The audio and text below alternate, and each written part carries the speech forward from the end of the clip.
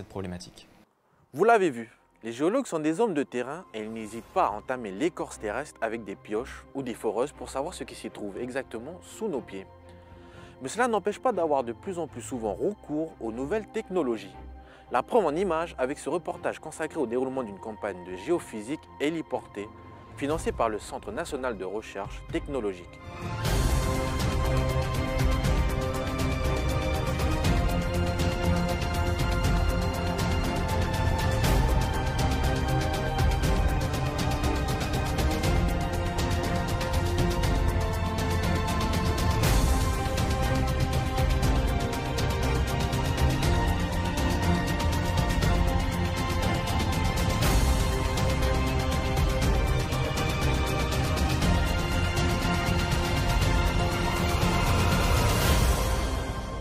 Le projet s'appelle Ophiostruct, c'est un projet donc, du CNRT, le Centre national de recherche technologique sur le nickel et son environnement. L'idée de ce projet en fait, est d'étudier précisément l'ophiolite, c'est-à-dire la géologie des massifs miniers. Il y a deux aspects dans ce projet. Il y a une première partie qui va être le levé justement géophysique, magnétique et électromagnétique par le dispositif qu'on a derrière.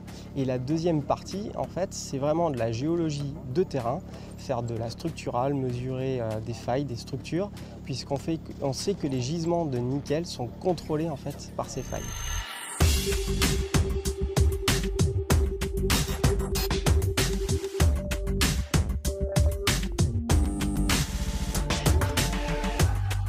Vous avez vu, on vient de poser la boucle.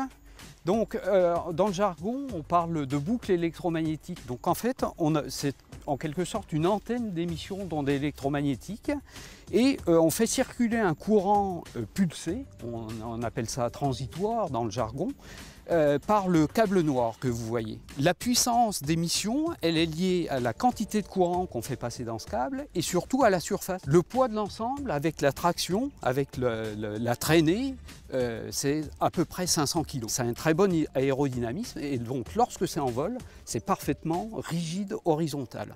Donc les ondes électromagnétiques transmises par cette boucle sont envoyées vers le sol et sont restituées vers nous.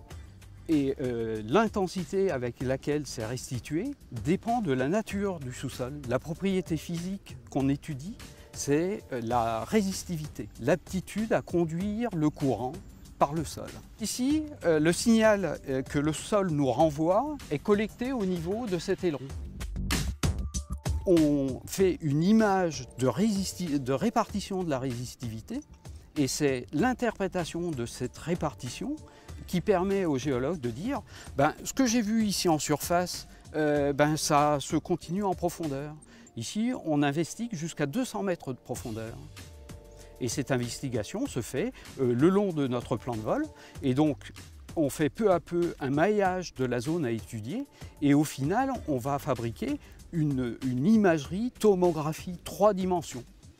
3 dimensions, la surface qu'on a survolée et jusqu'à 200 mètres de profondeur.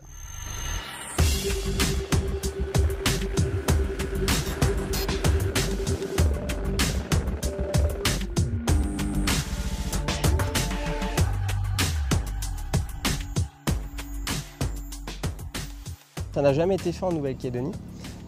Il faut savoir que les méthodes géophysiques se prêtent très bien à la géologie minière. C'est-à-dire qu'on recherche en général des gisements métalliques, des choses comme ça. En Nouvelle-Calédonie, on avait pour habitude de faire beaucoup de forage parce qu'il y a une grande variabilité de ces gisements, c'est très difficile à suivre.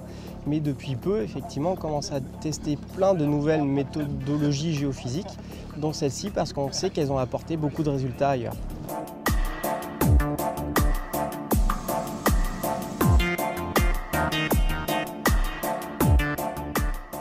Donc ici, j'ai sélectionné toutes les cellules qui avaient une résistivité inférieure à 100 mètres. Donc voilà, en spatialisation, voilà ce qu'on obtient. Notre cube de résistivité 3D, construit après interpolation des points de mesure. Ce cube est forcément associé, sa coloration est forcément associée donc à une échelle de couleurs qui va nous montrer la résistivité imagée. Donc les couleurs froides vont indiquer la présence de formations conductrices, alors que les couleurs plus chaudes vont nous indiquer progressivement la présence de formations de plus en plus résistantes. Ici, l'échelle va de 1 ohmmètre à 1000 ohmmètres. Ici, on peut voir la présence déjà de zones conductrices qui apparaissent en violet et bleu. Et on voit également la présence de zones beaucoup plus résistantes ici, avec des formations de résistivité intermédiaire qui pourraient être très intéressantes pour le projet. Ce cube de résistivité 3D, bien sûr, on peut le bouger, le faire pivoter, le bouger dans tous les sens et regarder ce qui se passe également en profondeur, donc à la limite d'investigation de la méthode, où on retrouve donc un alignement ici qui pourrait correspondre à une faille ou à une structure qu'on pourra interpréter ultérieurement. Donc une fois qu'on aura bien caractérisé les résistivités et les formations d'intérêt pour le nickel, on sera capable de vraiment faire ressortir en 3 dimensions les volumes et spatialement où se trouvent potentiellement les zones d'intérêt pour l'exploitation du nickel. C'est un outil moderne pour aider le géologue à comprendre en 3 dimensions et en profondeur jusqu'à 200 mètres, où c'est très difficile d'accès. C'est-à-dire on sait faire des forages jusqu'à 200 mètres, mais là, ici, on couvre toute la zone avec des sondages électromagnétiques. Alors, qui renseignent seulement sur ce paramètre de résistivité.